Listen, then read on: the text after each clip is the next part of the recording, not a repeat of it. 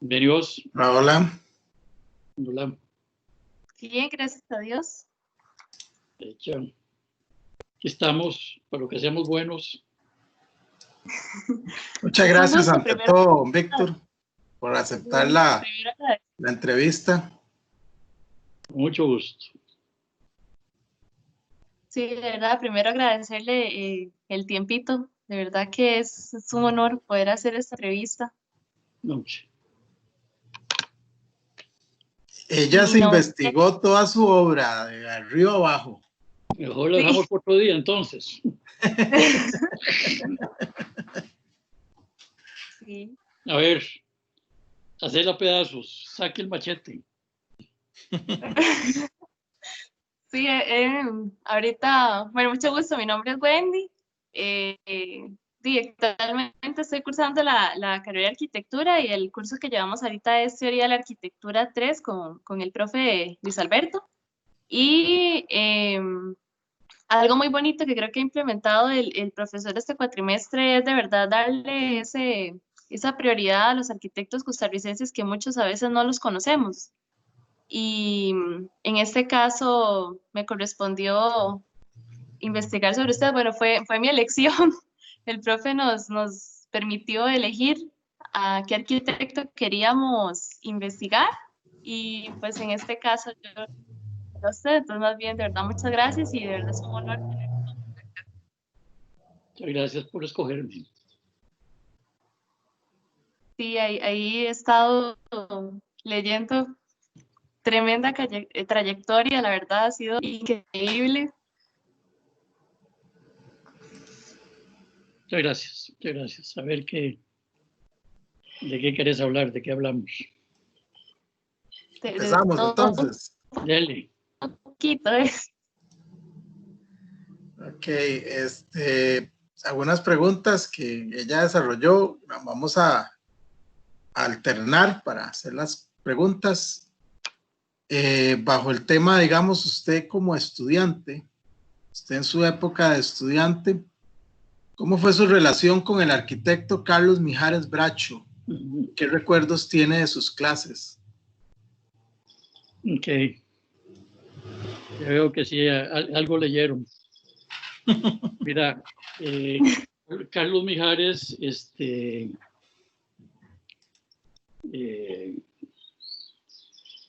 no sé, pongámoslo en blanco y negro, así, en dos platos. Yo creo que soy arquitecto por Carlos Mijares.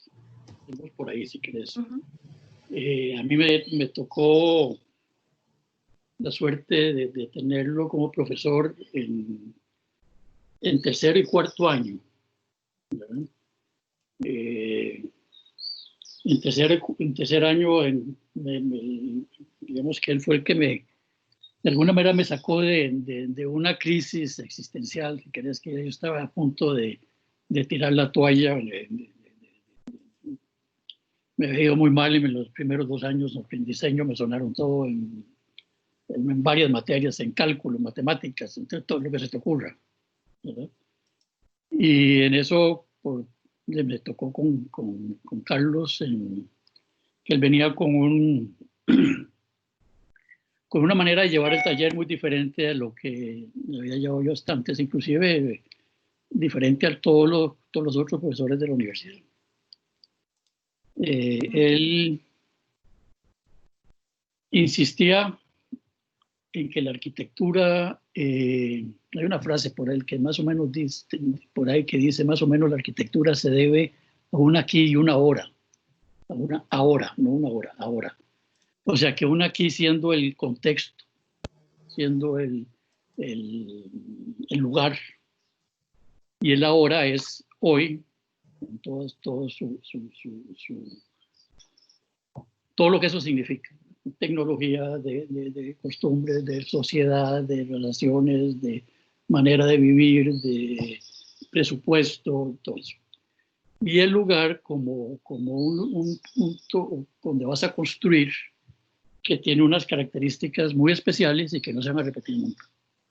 O sea, cada lugar es diferente, cada lugar tiene características que lo hacen único, desde la tipología o la forma del lugar, la topografía, las vistas, los vecinos, el clima, los materiales, la escala, todo lo que quieras. Y esa manera como de ver la arquitectura y de la manera que llevaba el taller, que las primeras semanas íbamos y visitábamos el lugar donde íbamos a construir. A veces era fuera de México, qué sé yo, de México fuimos a Guanajuato, a Oaxaca. Eran viajes de días, ¿verdad? Donde se analizaba y se estudiaba entre profesores y alumnos y se escogía el lugar donde se iba a hacer el proyecto, ya dentro de la zona. A veces nos los daban, a veces ya ven. Y volviendo a la Ciudad de México, a la universidad, nos ponían a hacer una maqueta del contexto, que por general era una maqueta de, no sé, 2 metros, 3 metros por 3 metros. 2 metros y medio, 2 metros y medio, un montón de medios de dibujos encima y los sacábamos.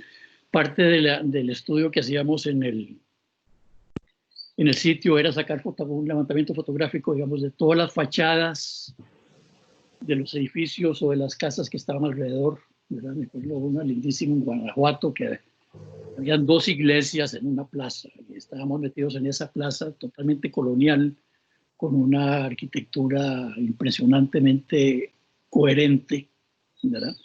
Hicimos todo ese levantamiento, las fachadas las hacíamos con acuarela, con los colores, de verdad, y se dejaba el lote en blanco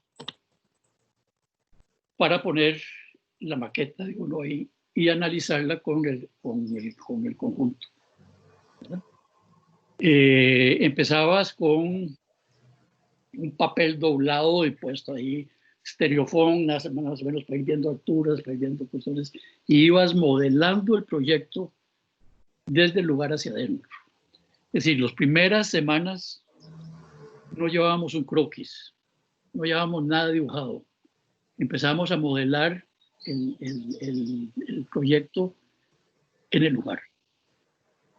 Ya ibas pensando, si querés, bueno, por aquí es que voy a entrar y por aquí es el acceso y el espacio va a ser de esta forma y aquí me voy relacionando con el contexto de esta forma, qué sé yo, pero no nos revisaban ni funcionamiento, ni estructura, ni nada de eso. Vos tenías que irlo pensando. Conforme ya se iba avanzando el proyecto, ya empezabas a ver planos y maquetas. Si no llevabas maqueta, no había revisión, ¿verdad? Tan sencillo como eso. Tenías que poner tu maqueta ahí 3 veces a la semana, que nosotros teníamos diseño. Y tenías que trabajar en la escuela, porque la maqueta a veces tenías que armarla ahí o modelarla, un modelo, es decir, cortar, poner, darle vuelta, y tenías que verlo en la maqueta del conjunto. Eso a mí de alguna manera me sacó del hueco, del cajón que estaba metido con otra manera de ver la arquitectura. Y si querés, como que creí en eso. O sea, creí en la importancia del lugar que nunca se había mencionado. Y hasta entonces, es decir, de repente eso para mí sigue siendo primordial, ¿verdad?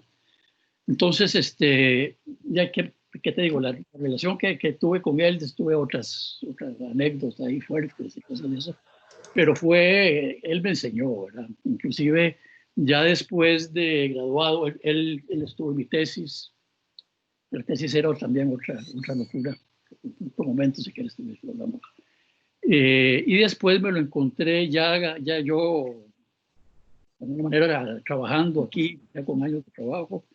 Nos encontramos en un congreso, él iba a dar una conferencia, yo también, y como que hubo ahí un acercamiento que duró ya el resto de su vida. Me enteré que murió, lo vi, me invitó él tenía el taller experimental en la UNAM, en la Escuela de Arquitectura de la UNAM.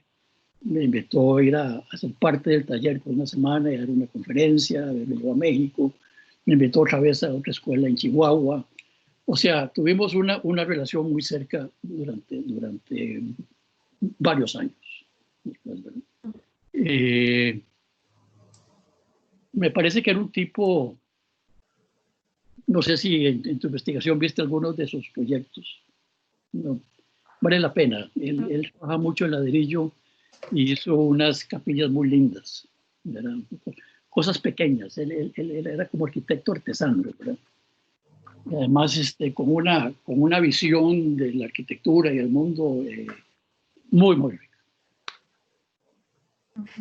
No sé si eso te da una idea de más o menos la importancia de Carlos Mijares. Sí, claro, muchas gracias. Prácticamente como un mentor era para usted en aquel momento. A la distancia, ¿verdad? Porque él está, no es mentor aquí porque no, en cuestiones académicas, ¿verdad? Entonces, me llevó a varios congresos, me invitó al taller de él, que fue muy lindo, porque ya estabas ahí revisando con él los proyectos, con los otros profesores, una conferencia en UNAM. Sí, muy, muy emotivo. Muy emotivo. Bueno, además era un gourmet, es que esa es otra cosa, ¿verdad? El señor era experto en chiles y tequila. Okay. Entonces nos llevó a un restaurante donde había una comida mexicana fusión, que nunca he comido nada más rico. Entonces, el plato tal, pero me lo trae con tal chile, ¿verdad? Y el otro plato, pero me lo trae con tal tequila. Una maravilla, señor. Perdió un ojo, entonces andaba con un parche, como pirata, una barbota, así, el componente. Oiga. Aquí estuvo. Sí. Aquí estuvo. Estuvo Sí, aquí. Estuvo aquí en mi casa. Lo trajo Luis Diego Barahona, si no me equivoco. Luis Diego, sí. Sí, sí. Además, él también fue jurado del concurso. ¿De cuál concurso fue? Creo que del concurso, bueno, uno de los premios que ganó Hernán, no sé si que tiene que haber sido el de La asamblea anterior. la asamblea anterior. Creo que él fue jurado. Sí, sí. Estaba él y estaba un carajo de Colombia, Trujillo, creo. Sí, estuvo de jurado y después estuvo aquí también dando una conferencia y en uno de los, ahí me lo encontré también, en uno de un congreso de estudiantes, que me acuerdo que fue en Punta Arenas, en el hotel Cierto, cierto. Lo llevé a Punta Arenas a conocer, estaba muy impresionado con la casa nuestra, arena de cielo alto, con ventilación arriba en las ventanas y las puertas. Sí. Bueno. Y ahorita digamos una cosa, aparte de don Carlos, ¿existe algún otro arquitecto mexicano o algún otro arquitecto internacional que usted considere que lo haya inspirado durante sus años de estudio? Mira, durante los años de estudio, vamos a ver, los años de estudio que me tocaron a mí son muy diferentes a los años de estudio de ustedes. Empezar, bueno, no internet. ¿Okay? Entonces, el contacto con la arquitectura extranjera era muy poca. Y nosotros, estudiantes extranjeros, ticos sin plata, no teníamos acceso a las revistas. ¿Verdad? Entonces era que nos prestara algún compañero, alguna revista, algo así. Pero en realidad yo no siento que durante esos años haya tenido una influencia grande. Es decir, que me gustaban los que estaban ahí. Es decir, estudiamos Le Corbusier a fondo. Después de graduado cuando me fui con una beca a Londres, fui a ver todo el Le Corbusier que podía. Pero no como estudiante y futuro arquitecto, sino como una admiración por cosas. Richard Neutra estaba como muy de. Pero así como decirte, bueno, durante mis 5 años y medio estuve siguiendo a fulano y todos, no había manera, no lo tenía. Un poco los mexicanos, sí, claro, bueno, Barragán, ahí sí ibas a ver las cosas de Barragán y lo que estaban haciendo los arquitectos mexicanos de ese momento, pero así como yo no siento como una influencia así grande. Después tal vez sí, pero ya graduado, ya arquitecto. Ahí sí. Tomando en cuenta sus estudios en la Universidad Iberoamericana, ¿cuál considera que fue el desafío o reto más importante de su época de estudiante? Desafío a nivel académico, personal sobrevivir, casi.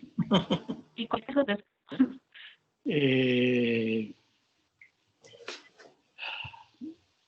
Académico, los primeros años que me iba muy mal, ¿verdad? Es decir, que me sonaron en diseño, que los profesores de diseño agarraban los proyectos y los rompían y los pasaban por encima y los pateaban y los tiraban a la basura, ¿verdad? Desde el primer día que llegué vamos a ver, es una cosa que me gusta contar. Yo llegué el primer día a la Ibero. Primero, yo vivía en el centro de la Ciudad de México, ahí a una cuadra del Paseo de la Reforma. Y la Ibero estaba a hora y media en bus. Esto fue en febrero, que es el mes más frío de México, ¿verdad? A veces neva. Y yo tenía clases a las 7 de la mañana. Mínimo buses para llegar allá, ¿verdad? Entonces ya ibas como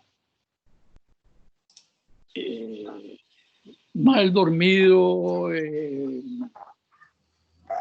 Están ahí, los perdí. Aquí estamos. Ok. Llegar allá, que te agarraran el diseño y te pasaran por encima y todas las semanas lo mismo, por un año y otro año. Al final yo sí ya estaba ya pensando muy en serio en terminar, ¿verdad? Es decir, en seguir con la carrera, ¿verdad? Entonces contaba que el primer día lo que me encontré fue una pared llena de papeles, una pared que sería 4 metros por 2,5, con todas las definiciones de arquitectura que te puedas imaginar, toda la papelada, ¿verdad? Desde divisiones en broma hasta las opiniones de Le Corbusier, hasta arquitectura es una manera de ser, arquitectura es esto, arquitectura es lo otro. Y yo ya no tenía ni idea qué era arquitectura. Y cuando empecé a leer eso fue como un shock también, ¿verdad? Bueno, yo pensaba que iba a ir a México a que me enseñaran a dibujar casitas, hacer otras cosas. Y empezar en un programa que en primer año no hacías diseño arquitectónico, sino diseño abstracto. Es decir, que nos ponían a diseñar con línea, punto, plano, y después con texturas, miedo, ¿okay? Ansiedad, ¿okay? Felicidad, frío. Y tenías que llevarlo en una manera abstracta, eso con una composición que se estuviera como composición, ¿verdad? En punto, en blanco y negro al principio, ¿verdad? En blanco y negro hacer esas cosas. Ni la menor idea, no es que te explicaban, te decía, este está bueno, este está mala, el que está bueno, y ahí vas, ¿verdad? Aprendiendo solo, aprendiendo, y eso después con los años yo entiendo que lo que me estaban enseñando era el pensamiento abstracto, ¿verdad? En la arquitectura tenés que pensarla en una forma abstracta, que no es un pensamiento, no es figurativo, no es lógico, es abstracto. Para diseñar arquitectura tenés que tener una manera de ver la arquitectura, de entender espacio, formas, color, luz, y eso es abstracto. Y tenés que crear formas que no existen. Entonces nos estaban enseñando a pensar diferente. Por eso yo no lo entendía. Y pasé 2 años que no lo entendía.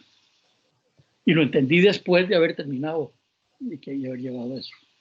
Era una manera de romperte el coco y usted no piensa, usted lo que estaba haciendo, no, tiene que pensar diferente. Pero nunca nos lo dijeron. ¿Okay? Entonces, eso fue un reto. Claro. Eso fue un reto. Siempre es como muy críptica esos primeros años de arquitectura. Ah, sí. No, siempre. Pues de una manera o de otra, siempre son un filtro, además, ¿verdad? Sí, es como la entrada a un culto secreto. Exactamente. Exactamente. Entrada a un culto secreto, eso es. Y solo los elegidos pueden entrar. Sí, claro. Ay,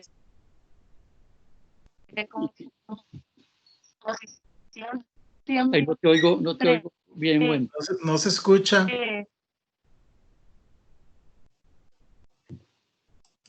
Exactamente. Ahí sí me escuchan. Ahora sí. Ahora sí.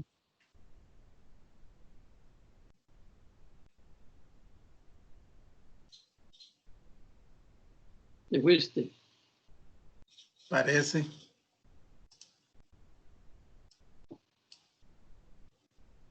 Todavía está sin luz.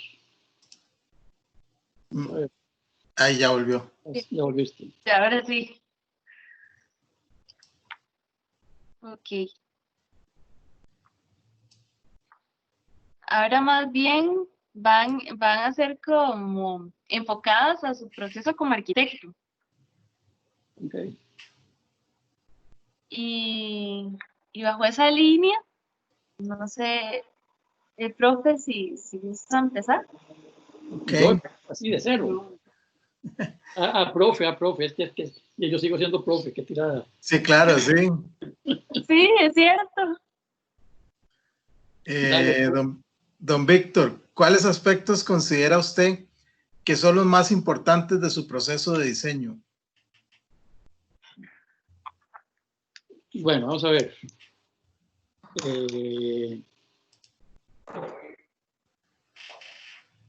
Creo que el proceso de diseño, si querés te describo más o menos cómo llevo yo algo. Ok, está bien. Es decir, el proceso de diseño es complejísimo, ¿verdad? Ya todos lo sabemos, es complicado, es lleno de aristas, lleno de información, lleno de un montón de cosas. Para mí el proceso de diseño empieza desde la primera vez que hablo con un cliente o los clientes y me dicen, arquitecto, Víctor, como sea, quiero hacer una casa. ¿Ok? Quiero que usted me diseñe una casa. Ya ahí, de alguna manera inconsciente, vos vas desechando o desechás de una vez un montón de imágenes concebidas de lo que no es una casa. De aeropuertos, estaciones de tren, edificios, apartamentos, qué sé yo. ¿Verdad? Y te empiezas como a entrar en la escala de la casa o en lo que vos pensás que debe ser una casa, sin saber qué tipo de casa es, ni si es una casa grande, si es una casa pequeña, si es de 3 dormitorios, de 4 dormitorios, de 5 baños, nada.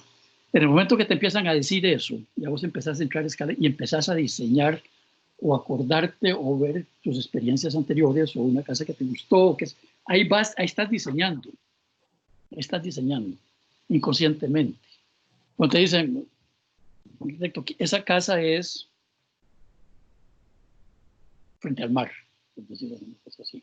Ya ahí desechaste un montón de cosas y se te vienen otras ideas, ¿verdad? Ya no estás en una casa en el frío en la montaña, ya no estás en una casa en el medio de San José, ya no estás, ¿entendés? Ya ahí das un paso más en el proceso de diseño. Inconsciente. No sabes si es en Cahuita o en Playa del Coco, que son muy diferentes. Pero sí tenés otra cosa. Te dice, bueno, es en Cahuita, ya empezás a pensar en el clima, empezás a pensar en la humedad, empezás a pensar en esa vegetación impresionante. Ya sabes que probablemente no va a tener la vista que podría tener en los riscos de Guanacaste. Ya vas a pensar en que la lluvia va a ser más fuerte, que no vas a tener atardeceres, un montón de cosas. Sin saber nada y sin haber, vas al lote y ahí se te empieza a completar. Con el sitio, todo eso empieza a armarse de alguna manera. Conociendo el sitio, viéndolo, viendo la lluvia, viendo la vegetación, el olor a selva, ya ahí también empezás a tener ideas sobre el coso, porque ya también sabes que la casa es de 3 dormitorios y sala, comedor, cocina y una terraza. ¿No? Y no has agarrado un lápiz. Es para hacer unos ajustes o cosas de esas.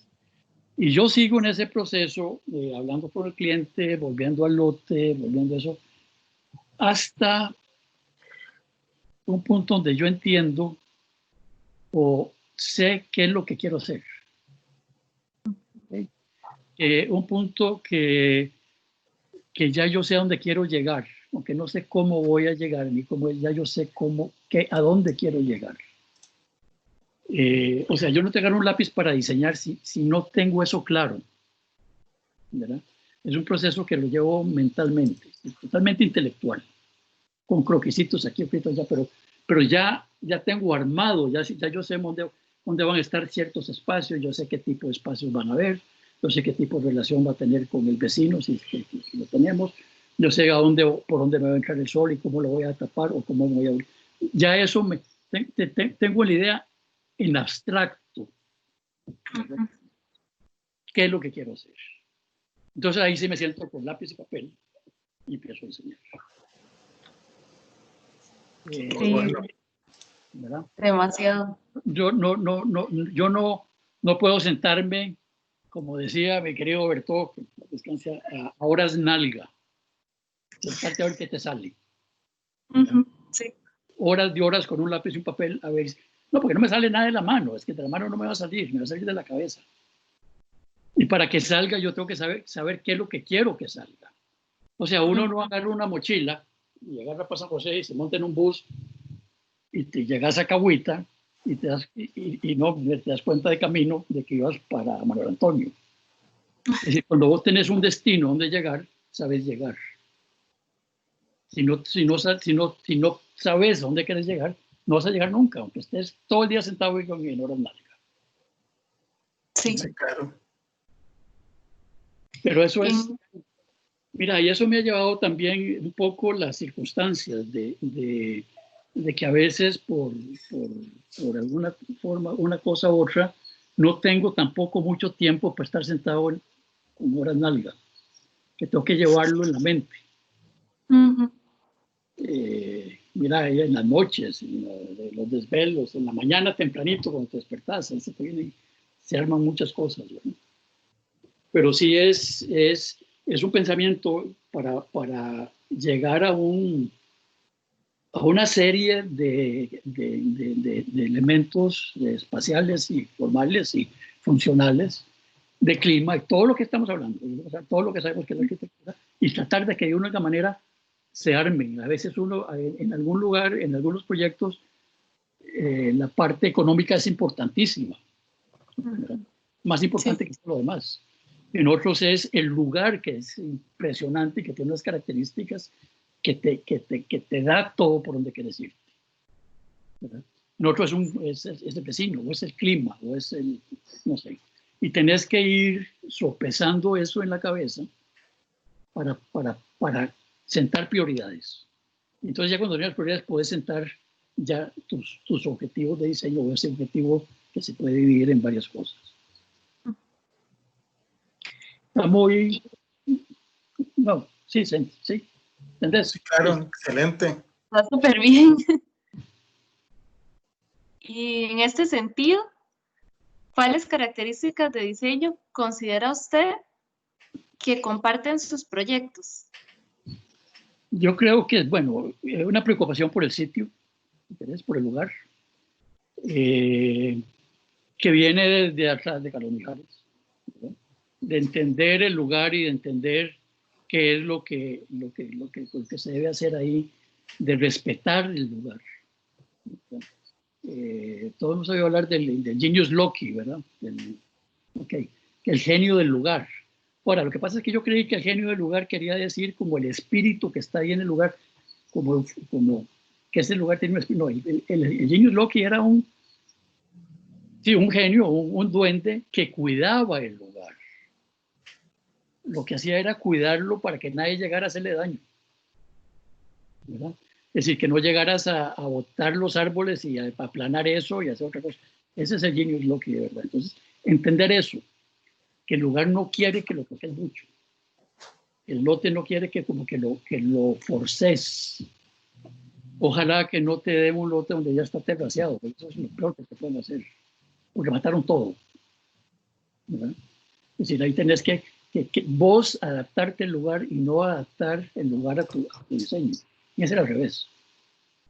Entonces, yo creo que si si querés, esa preocupación o esa intención de ser respetuoso en el lugar, probablemente es de las características. Y si hay alguna, creo que esa podría ser. Le doy mucha importancia a la estructura. No creo que la estructura sea algo que ya una vez que tenés el anteproyecto llamás a un ingeniero para que le meta columnas donde él quiera. No. Es decir, la estructura es un elemento arquitectónico, es un elemento que te puede definir un proyecto, que te define espacios, ¿verdad? Entonces, viene desde el principio con la arquitectura. Sí. Yo no sé. Sí, claro, excelente. En esa misma, o como continuidad de esa respuesta, tal vez si nos amplía cómo es que se enfrenta el sitio en cada nuevo lote.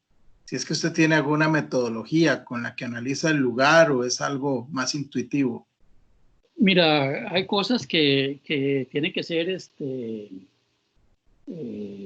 si querés, no sé si metodológicas, pero tenés que tener curvas de nivel, tenés que tener el plano catastrado, tenés que tener la orientación, tenés que tener una información básica del clima. Después se vuelve muy intuitivo. Fuera de esas cosas, tal vez otra que se me olvida. Y bueno, de repente te vuelve muy a lo que sentís. Me gusta ir a diferentes horas.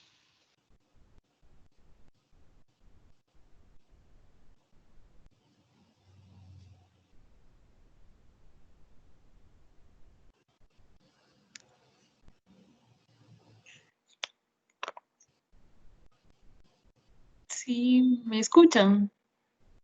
Sí, se nos fue. Sí, creo que sí. ¿Será que se fue el internet?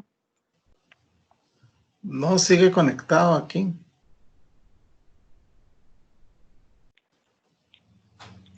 Pero no corre, ¿verdad? El video. Ahí están.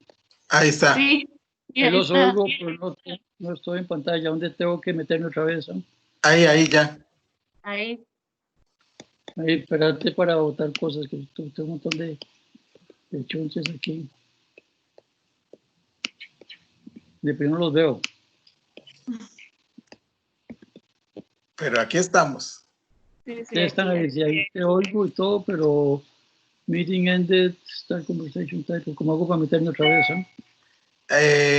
Probablemente solo buscando otra vez la página donde estábamos o estaba en la aplicación.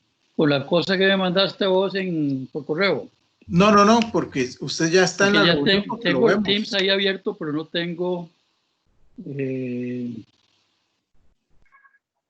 A la izquierda en Teams, el segundo icono dice chat.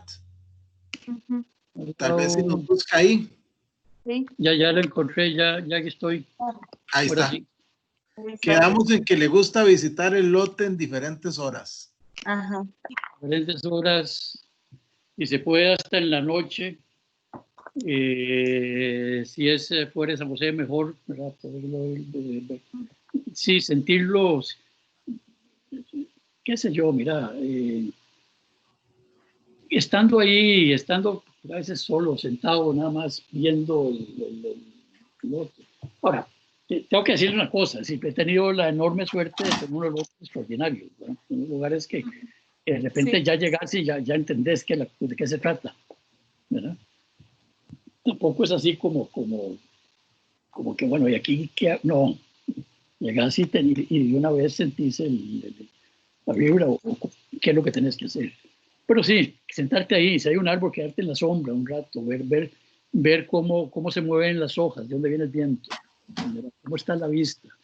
Si hay casas alrededor, bueno, cómo vas a protegerte de las otras casas para que no pierdas privacidad. No puedes abrirte a la vista o no tapar la vista del vecino. Eso para mí es importante, ¿verdad? Es decir, la gente que llegó antes tiene derechos sobre eso. Tratar como de respetar eso, ¿verdad? Es decir, los vecinos ahí estaban antes. No puedes llegar a imponerte. Vuelvo con Mijares, si quieren. Carlos Mijares decía que, y no era de él me ha dicho que no sé quién fue, algún filósofo por ahí, que digamos hay conjuntos, hay momentos, decía él, que la arquitectura llega a un lugar y es silenciosa, ¿verdad? Ahí está, y nadie se da cuenta, y eso está bien, ¿verdad? Que hay momentos que esa obra arquitectónica empieza a susurrarle algo al oído a los de la par, y empieza a ver como una especie de diálogo tímido. Hay momentos donde eso se establece un diálogo, y ya las dos obras empiezan a ser una sola, o jugar, y van creando el contexto. Que hay momentos en que esto se convierte en un conjunto que canta, ¿verdad? Que es un conjunto de obras de arquitectura que cantan en coro, ¿verdad? Que eso es lo más sublime que puede haber en la arquitectura. Eso lo ves en los pueblos viejos, en algunos lugares muy ricos. Para mí, aquí lo estoy viendo una foto. Voy a tener que darle vuelta. El Lloyd's de Richard Rogers, de Londres. ¿Conocen? Sí, sí, claro. A la par, al otro lado de la calle, Norman Foster hizo otro edificio. Y voy a tener que traer la foto. Tengo una foto de Ricardo Chávez ahí. Y si el Lloyd's está así, Norman Foster llegó y hizo así, muy sutilmente. O sea, lo contuvo con una curva y lo echó para atrás respetando la altura. ¿Entendés? Eso es dos arquitectos hablándose, dos obras hablándose, entendiéndose, ¿verdad? Después viene Rogers y hace el otro en otro lado y hace una cuña que se tira para atrás para abrirle la vista al Lloyd's y para abrirle la vista al otro. Entonces, ahí se empieza, inclusive eso creó ya, la última vez que estuve en Londres, la ciudad entendió eso y empezó a hacer plazas entre los edificios y se volvió peatonal. ¿No? Eso es para mí como el ejemplo en arquitectura contemporánea que más habla de esto, de esa arquitectura que cambia. Sí, eso es de Paul Valéry. Es de Paul Valéry. El poema Upalinos. A ver, mandame sí, eso, sí. necesito tener ese poema. Sí, claro, es buenísimo. De los edificios mudos, los que cantan y los que hablan. Exactamente. Sí, sí. Ahí ves. Sí, si tenés eso, mandame. Porque sí, eso claro. para mí es impresionante. Esa es buena arquitectura, ¿verdad? O sea, lo que no se vale en un contexto es llegar a pegar gritos y bailar el zapateado, ¿verdad? A menos que sea un consenso de la sociedad, ¿verdad? Es decir, el Guggenheim de Bilbao llega precisamente a eso, ¿verdad? A romper con lo que había y a generar todo un sector de la ciudad con ese rompimiento. Pero no es que cada obra que uno haga vas a tener el derecho de llegar a pegar gritos. Tiene que ir de ahí. Estoy preguntando por Valeria. ¿Cómo así es que se llama eso? Eupalinos. Eupalinos. ¿Ves qué dicha? No, Carlos me lo había dicho y nunca lo conté. ¿De qué estábamos hablando? Ya me fui por otro lado. importa. No importa. Era sobre cómo enfrentar sitio y creo que todo eso aplica. Y todo aplica. Sí, todo eso. 100%. ¿Y qué es lo que más disfruta de diseñar un proyecto nuevo? Todo. O sea, mira, desde la primera llamada del cliente hasta que, bueno, no disfruto despegarme el destete es terrible. Es decir, después de haber estado un año o más y viendo la obra y crees que ahí tenés derecho sobre eso y dices, pues ya cuando te das cuenta que te vas y no puedes volver a entrar, si no tenés permiso, es muy jodido.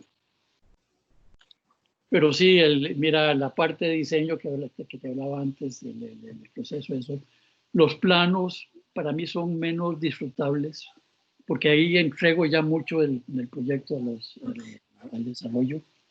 La inspección, cuando es un proyecto con un cliente y un contratista que puedes trabajar, es riquísimo ver cómo va armándose lo que pensaste y las sorpresas que te llevas, porque siempre hay algo de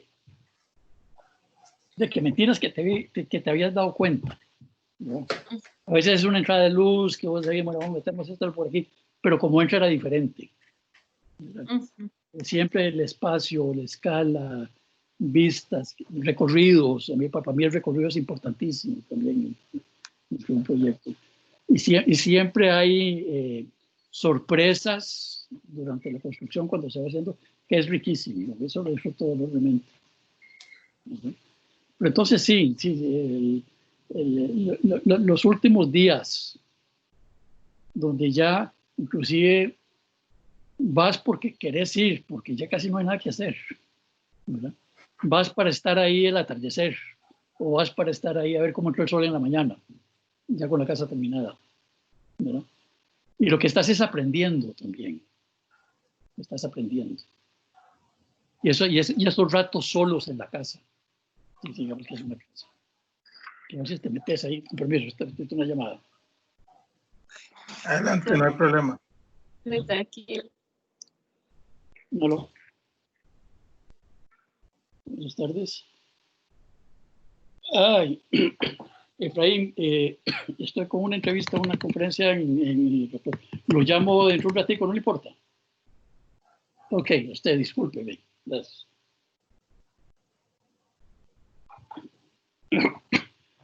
Esos ratos ahí solo, que yo siempre procuro poder hacer,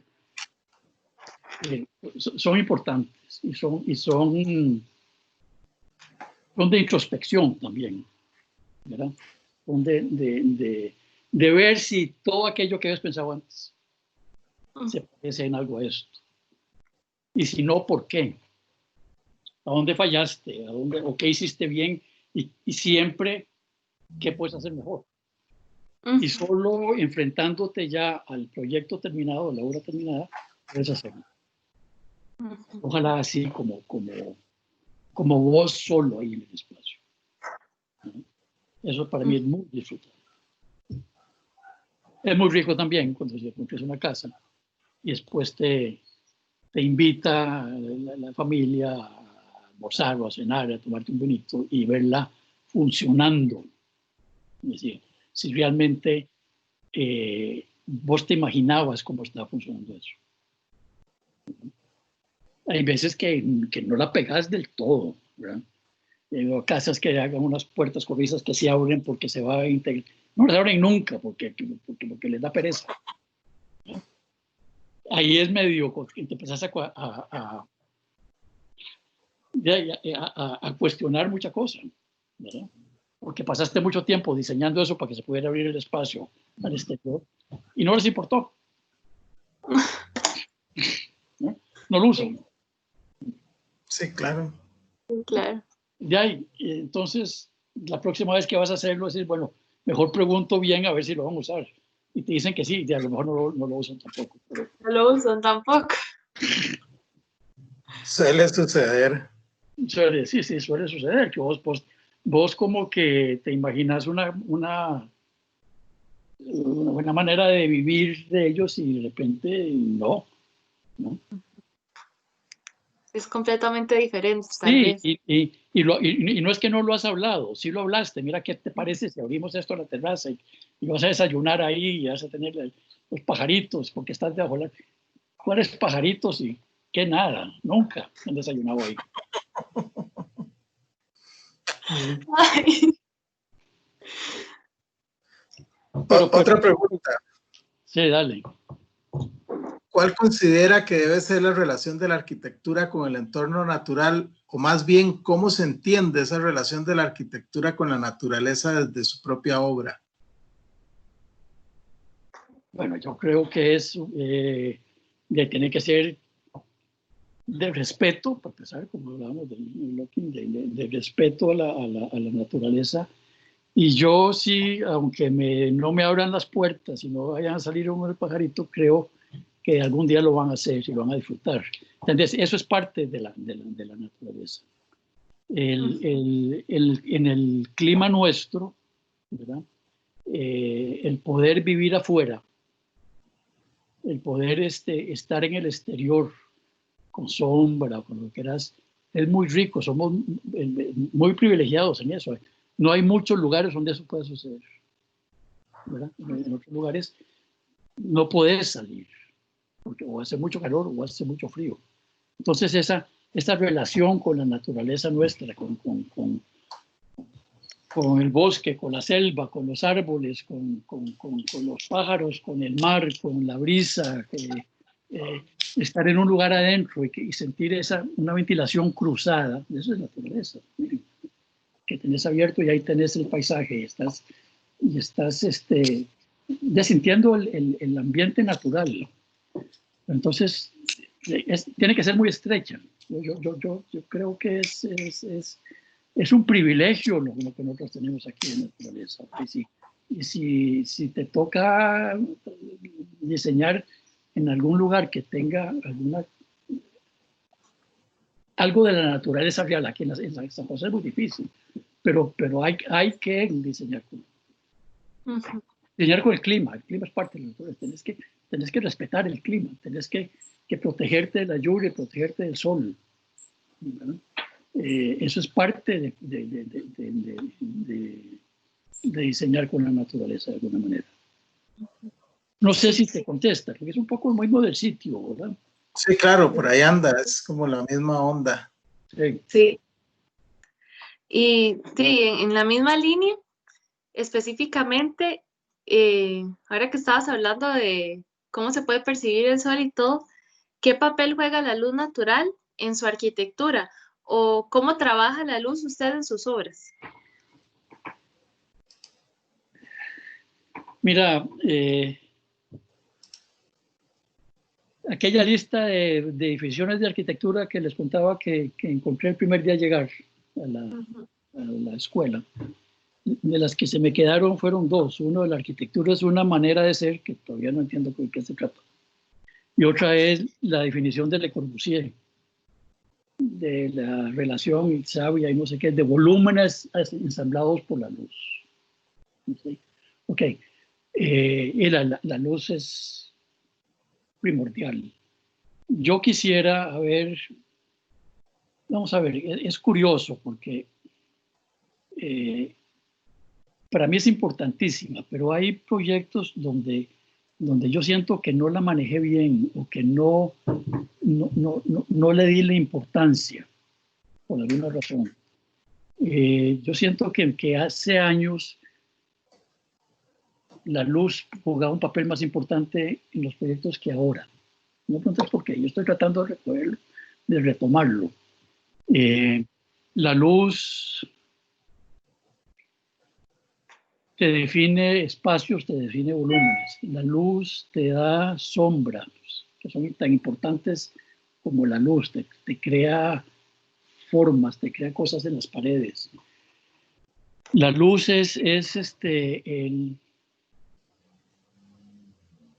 Cuando yo regresé de Londres, así que estoy ya varios años, de lo que más me impresionó fue la luz en el trópico.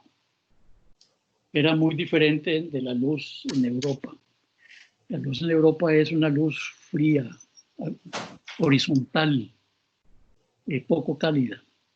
Y aquí la Blanca. luz era, bueno, ya lo conocemos, es llamas, es calor, es impresionante, es fuerte, ¿verdad? Y ahí traté de manejarla de alguna manera. Esa impresión yo creo que con esos años después, tal vez ya como que se me pasó y creo que mi manejo de la luz en esos primeros proyectos fue mejor que lo que estoy haciendo ahora. Y mira, y hace días estoy con esta majadería, es decir, que tengo que retomar algunas cosas que hacía, ¿verdad? La luz sí, es además psicológicamente necesaria, ¿verdad? Es decir, la luz te da el paso del tiempo. La luz de la mañana es diferente a la luz a mediodía que la luz en la tarde o la ausencia de luz en la noche. Si nosotros nos encerramos en un cuarto sin ventanas, con luz artificial por una semana, terminamos sin saber qué hora es, en dónde estamos, ni qué día es. Es decir, es ese paso de la luz por el proyecto, que es diferente en la mañana que en la tarde, que los espacios que están en el este necesariamente van a tener una luz diferente que los que están en el oeste, ¿verdad? Y ahí tiene que tomarse en cuenta, debería tomarse en cuenta. No es fácil, pero digamos, a mí me gusta y quiero retomar la luz indirecta, natural indirecta, reflejada. La luz que usaba Le Corbusier con esas estructuras de concreto abiertas arriba, que es un rayo de luz que entraba fuertísimo. No, hay que hablar de las luces. Pero sí siento que me estoy debiendo últimamente un poco más cuidado. Sí. Muchas gracias. Gracias. En la última parte de la entrevista sería más bien como un mensaje a los estudiantes y al que tiene que ver referencia más bien a la enseñanza de la arquitectura. Entonces, como primer punto, debido a su experiencia de profesor, ¿qué prácticas le aconsejaría a usted a los estudiantes de arquitectura que les puedan ayudar a enriquecer su proceso de aprendizaje? ¿O qué les recomendaba a usted cuando era su profesor? ¿Qué les decía que hicieran o dejaran de hacer? Mira, sí, eso, muchas, pero una cosa sobre todo. Y no es solo para el aprendizaje, sino también para la práctica profesional, ¿verdad? Es decir, yo creo que de lo que un estudiante debería preocuparse desde un principio, y aquí los profesores tienen que estar muy claros en eso, es desarrollar un sentido de autocrítica, ¿verdad? Es decir, que cada vez que ustedes van a una revisión con el profesor, estén totalmente convencidos que eso es lo mejor que pueden hacer ese día con ese proyecto.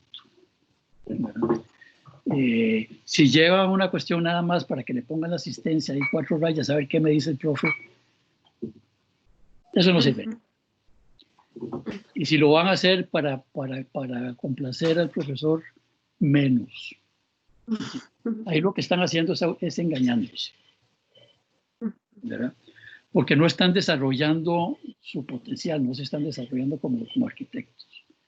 Entonces ustedes tienen que estar totalmente convencidos en cada entrega, en cada revisión, en cada trabajo que hagan, que puede que no esté bueno, pero que es lo mejor que pueden hacer en ese momento.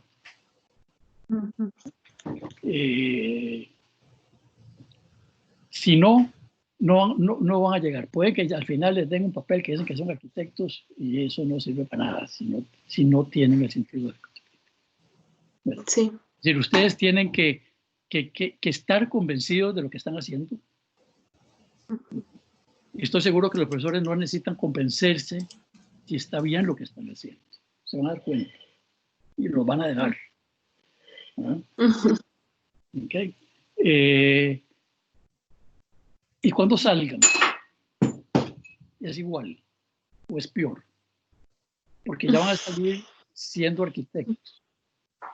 Cuando estaban de estudiantes, los profesores que actúan como clientes sabían más que ustedes. Entonces, no les podían meter mucho gol, ¿verdad? Cuando ustedes se enfrenten a un cliente y no le dan al cliente lo mismo, lo mejor que pueden hacer en ese momento, los están engañando. Es una falta de ética, ¿verdad? Es muy fácil, va a ser muy fácil para ustedes convencerlos que está bien, porque no tienen ningún arma para poder defenderse. Si ustedes por cobrar rápido o porque se les complicó el proyecto, por lo que sea, hacen una cosa mediocre a sabiendas que no es lo mejor, van a ser unos arquitectos mediocres. Porque una vez que empiezan a hacer eso es muy fácil. Es más fácil ganarse la plata así, pero sin hacer arquitectura, que tratando de hacer algo bueno. Y además, es una falta de ética con uno mismo, con la profesión, ¿verdad? Entonces, esa autocrítica que tienen que empezar a adquirir como estudiantes es para después también. Es para después, ¿verdad? Porque de veras, vieran qué fácil que es engañar a un cliente. Vieran qué fácil es venderle una idea y tratar de convencerlos de algo que de repente inclusive necesitan convencimiento, porque no están muy convencidos o muy de acuerdo. Y a veces se trata de llevarlos a algo que ni es lo que quieren, o que ni siquiera puede que sea lo que quieren, pero no está bien. Y que no es lo mejor que ustedes pueden dar. Sí. Muy cierto. Sí. ¿Verdad? Sí, es también como hacerlo así solo por convencer, parecería también hasta, no solo eso que dice de la falta de ética, sino hasta falta de amor a lo que Claro. uno estudió. O sea, Falta de ética en la profesión también, ¿verdad? Falta de ética no solo personal, sino con la profesión, con el gremio, con la sociedad. sí. Y solo con autocrítica. Es que ustedes ahora los van guiando. Algunos profesores más que otros los van guiando. Pero de repente inclusive hacen cosas que ni siquiera ustedes están convencidos. No porque lo están llevando ahí. Y eso también está mal. Sí. Entonces ¿cómo se quiere la crítica? Yo no sé, pensando, y uno sabe, yo creo que uno en el fondo sabe si lo que estás llevándole al profesor el lunes para la revisión es lo mejor que podías dar o no. Sí, eso es cierto. Sí. Porque de repente lo dibujaste y bueno, está más o menos, a ver qué me dice. No, si vos sabes que está más o menos, pues hazlo otra vez. Exactamente. Correcto. Y en este caso, digamos, ¿qué obra o qué lectura le recomendaría usted a un estudiante de arquitectura? Mira, lo que pasa es que la que recomiendo es un arma de doble filo.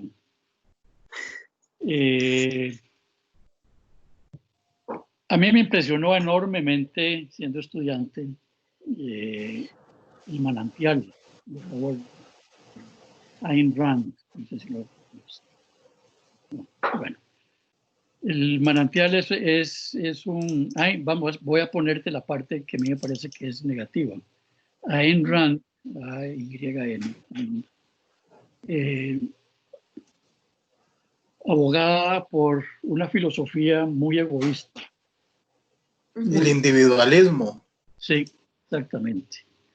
El individualismo y muy radical en eso. ¿Okay? En esta novela es un arquitecto que era muy individual y muy radical. Lo que pasa es que el personaje era cautivante, es un arquitecto que creía en su profesión, que creía en la arquitectura, en la buena arquitectura, que creía en la arquitectura contemporánea, en una sociedad que quería otra cosa, ¿verdad?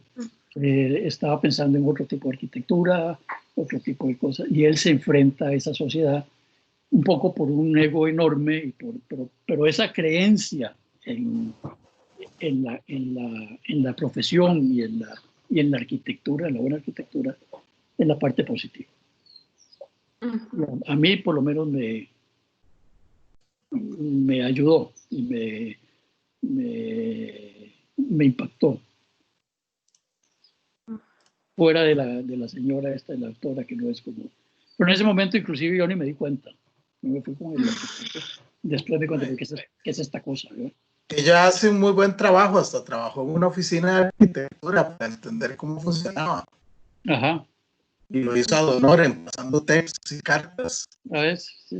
Hizo una gran amistad y de hecho el arquitecto que ella investiga es uno de los personajes, con otro nombre, por supuesto. Sí. El papá de la chica, el que le ofrece trabajo. Ajá. ¿Sabes? Sí, pero sí tiene sus cosillas, ¿verdad? Ah, sí, por eso hay que leerlo con eso en mente, ¿verdad? Pero sí, como personaje es impresionante. Sí, Howard Rourke en todo caso es un arquitecto que vale la pena investigar, aunque sea mentiras. Exactamente, sí, es que sí. ¿Ves?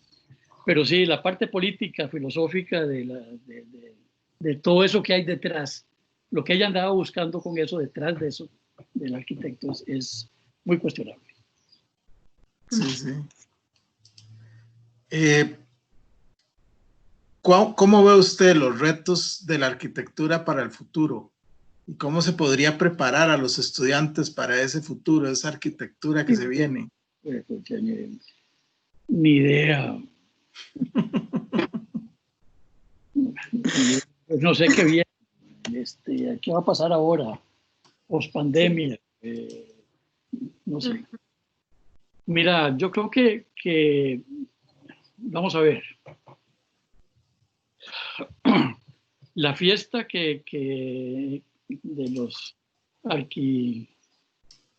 se llama? Arquiestrellas, de todos esos megaproyectos de hace unos 10 años o 15 años, la crisis del 80, de los 90, 80, se ha acabado de alguna manera. Y se está viendo una arquitectura más sensata, menos show. Todavía existe, pero era peor antes. Yo creo que ahora hay como una mesura. Nosotros lo que tenemos que ver es de ahí, ¿qué va a pasar aquí? ¿Cuál es la arquitectura que nosotros podemos hacer aquí, debemos hacer aquí, y cuáles son los medios que están a nuestro alcance y con eso tratar de hacerlo mejor, ¿verdad?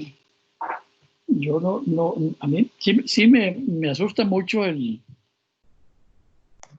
poder de Internet, el poder de la imagen vacía, del copy-paste, de los grandes proyectos, de proyectos que no tienen nada que ver con nosotros, y cómo se manejan a veces en las escuelas, ¿verdad? Que en realidad no se manejan. Muchas veces no se manejan. Es un arma impresionante. Tenés ahí la arquitectura mundial al día en el derecho humano, ¿verdad? Pero a veces no entendés la razón detrás del proyecto, por qué se llegó a eso. Entonces se vuelve muy copy-paste, muy imagen, que la computadora te resuelve las cosas y vos no tenés la menor idea de qué está pasando, ¿verdad? Ahora, estoy hablando como la enseñanza de la arquitectura. Ya la arquitectura aquí, lo construible, ya ahí vamos. No sé, Vamos. no sé. Mira, el poder de los desarrolladores cada vez se siente más, y el poder de la arquitectura comercial, digamos que grande para nosotros, está en manos de gente que su primera preocupación no es la buena arquitectura, tener otros intereses extra arquitectónicos que son difíciles de manejar, ¿verdad? Ese es el problema de desarrollador siempre, o casi siempre. Y aquí cada vez más los proyectos están en manos de desarrolladores. El estado que era antes quiero decir, inclusive antes que yo, que antes eran unos promotores de proyectos y de buena arquitectura. Recuerdo donde las agencias de los bancos de las hacía Hernán Jiménez, Jorge Berto, Franz Baer, y ahora lo que hacen es alquilar un local en un mall, ¿no? Correcto. Y todo eso, esos bancos, igual es el INSI, igual es la Caja, igual es todo eso. O sea, una fuente de buena arquitectura, porque mucha buena arquitectura se hizo aquí así, se acabó. O se compra un edificio hecho por un desarrollador para meter oficinas públicas, ¿no? Sí. Y un edificio totalmente comercial sin arquitectura. Entonces eso cerró muchas puertas. Y yo no veo cómo se van a volver a abrir, ¿no? Es decir, los famosos concursos de diseño, que el colegio creo yo, con poco éxito. No hay. Es decir, a ustedes, a los que vienen ahora, esa es una manera de poder entrar con concurso. No tiene que ser concursos grandes, o sea, no tiene que ser la Asamblea Legislativa. Antes te salían las estaciones de bomberos. Hay 3 o 4 estaciones de bomberos buenísimas. Una Ortiz tiene otra, Ana Jiménez tiene otra en Entre Ríos, la otra en Fiscal, no sé, proyectos muy ricos que tienen hasta una cuestión simbólica en la comunidad. No se dan. Entonces, yo nunca he hecho obra pública.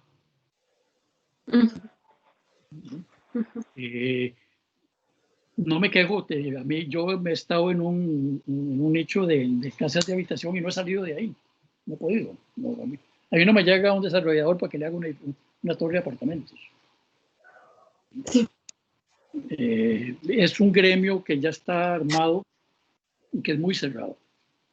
Yo hago casas, y estoy feliz haciendo casas, pero de repente me gustaría hacer una estación de bomberos o hacer un edificito, ¿no? Pero no hay la menor posibilidad de que eso se dé.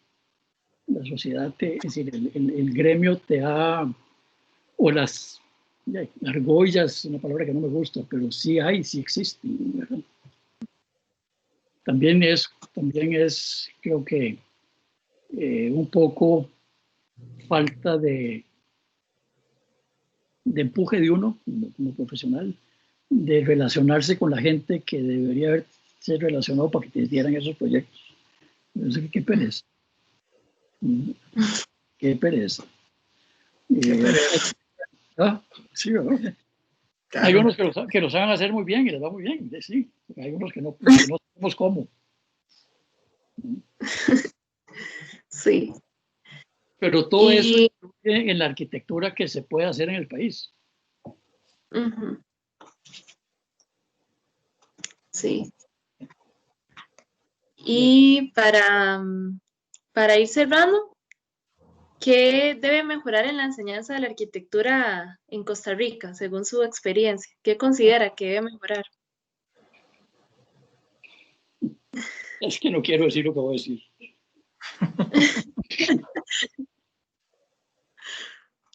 Bueno, lo voy a decir. Esto no tiene nada que ver. Es decir, no puede haber un país con 5 millones de habitantes y no sé si 12 o 13 escuelas de arquitectura. Totalmente de acuerdo. ¿Okay? Es decir, ¿cuántos buenos profesores de arquitectura puede haber en el país? 20. Con suerte. Con suerte. No sé. O sea, 1 punto no sé cuánto por escuela. Algunos tienen 2, entonces alguien se quedó sin nada. Sí. Sí, ya, es feo, pero es cierto. Parece la realidad, ¿verdad? Sí, claro, es cierto. Sí. Para poder estudiar arquitectura, de verdad que tiene que tener uno como todo ese deseo y todas esas ganas, porque cuando uno empieza a investigar al principio, cómo, dónde y todo ese montón de cosas, sí, definitivamente es muy seleccionado. Los lugares en donde realmente se puede estudiar, muchas universidades ni siquiera la tienen.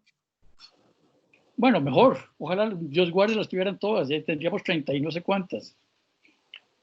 Pero sí, no, y de las que tienen, habrán unas que son muy buenas, otras que ahí van y otras que no van.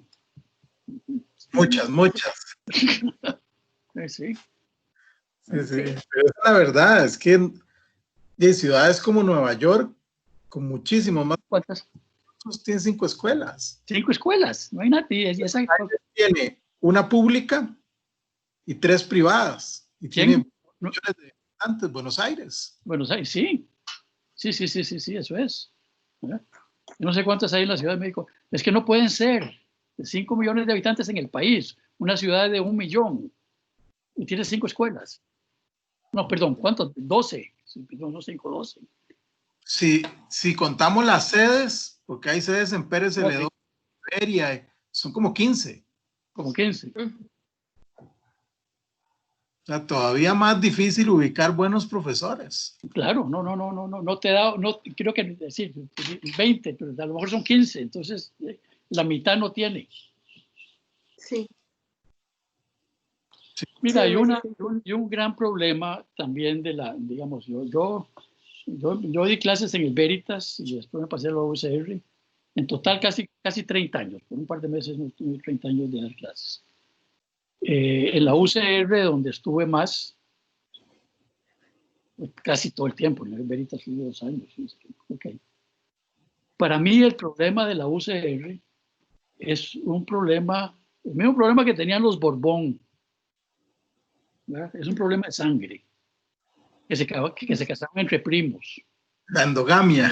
endogamia. Es un problema de endogamia.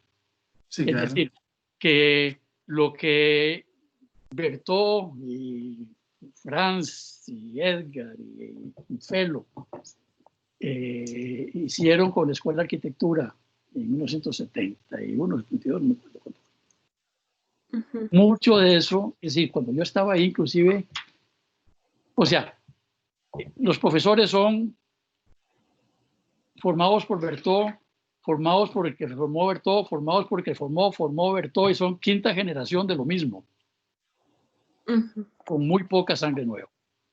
Es decir, en el taller que daba yo, un momento hace unos 5 o 10 años, que todavía se daba el mismo proyecto que se dio cuando se daba en el mismo taller, diseño 5, un proyecto en altura que venía desde Bertón y no se cambiaba. Eso no puede ser.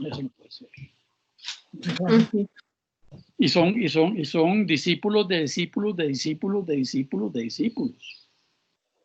Sí. Y el director tiene que ser de ahí. Es decir, en Estados Unidos los directores de las escuelas de arquitectura los traen de afuera. Ojalá o extranjeros. Sí, hacen concursos y todo. ¿Sí? Y casi nunca es producto de la escuela. Ni es profesor en la escuela. Entonces se renuevan constantemente. Aquí no hay renovación. Sí. Ese es otro problema. Y yo creo que debe ser igual en todas las escuelas. Los alumnos se convierten en... Bueno, hubo algo parecido, porque hace unos años todos los directores de escuelas eran exalumnos de Berthaud y Franz y ellos. ¿Ves? Sí, cierto. También, ¿verdad? Y entonces tratan profesores que fueron compañeros de ellos y se llenan todas las escuelas de lo mismo. O sea, sí. Entonces son como la misma cosa. Eso no me he dado cuenta yo. Sí, puedo pensar en 2 o 3. Sí, debe haber sido más. Dos, pienso en 2. Pero bueno, y más peor todavía. Sí, claro. Es lo mismo, de lo mismo. Es lo mismo. Sí, sí. Muy chiste. Don Víctor, muchas gracias por su tiempo. Se lo agradecemos mucho. Un placer. Sí, muchas gracias, de verdad. No, hombre, el placer es nuestro. Aprendimos bastante. Todos aprendimos. Sí, un montón. Muchas gracias, de verdad. Bueno, de veras, como quiera, estamos ahora con mucho gusto. Muchísimas gracias. Y lo tenemos en la U para una charla también. Sí, pues cuando es en agosto, ¿verdad? Sí. 4 de agosto, si no me equivoco. 4 de agosto. Y vamos a ver qué tonteras armó ahí para darle. Es también con aquí en Teams. Sí. Yo le mando la... Mira, y ahí yo puedo tener, yo nunca he hecho esto así, como una charla con control. Yo puedo tener ¿cómo se llama? El PowerPoint Sí. Ok. Sí. El tercer icono de la barra que se ve en el medio de la pantalla es una flecha. Sí, el de share, sí, el de compartir, sí. Yo estoy usando Teams todos los días con oficina.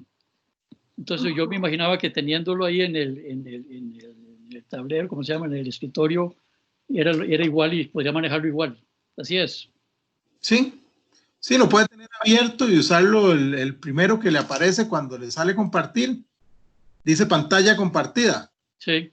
Y entonces lo que usted tenga en el escritorio, todo lo vemos. Pero entonces, digamos, usted contesta un WhatsApp y nosotros lo vemos. Ok, eso mejor no. Lo vemos.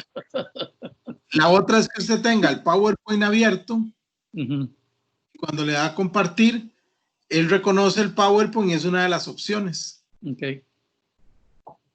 Sí, cualquier cosa ahí. También la otra opción es que me lo pase a mí y yo lo voy pasando, si fuera que le da problemas. Ok. Lo que voy a hacer, tal vez podemos hacer como una prueba y antes y... Sí, claro. A ver qué se hace. Ok. Sí. Bueno, muchas gracias, don Víctor. Muchas gracias a ustedes. Y es un gusto, de verdad. Igualmente, mucho gusto. Saludos, Abelito. Claro, está pendiente, ahí me está escribiendo para ver cómo nos fue. Decirle que fue un fracaso. que cancelemos la charla, que es un fracaso. Dios guardes. Está todo iluminado. Hasta luego. Hasta luego.